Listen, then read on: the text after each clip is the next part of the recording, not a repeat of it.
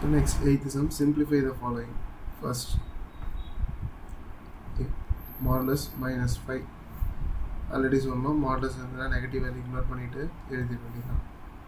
So answer is 5. B, modulus minus modulus 24.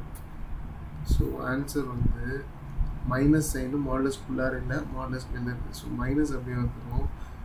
24 மாடலஸில் இருக்குது. Modulus எடுத்துகிட்டு இருந்தால் 24. Answer is minus 24. சில பேர் இந்த இடத்துல கன்ஃபியூஸ் ஆகிங்க, தெளிவாக எழுதுவாங்க. அடுத்து மைனஸ் ஆஃப் மாடலஸ்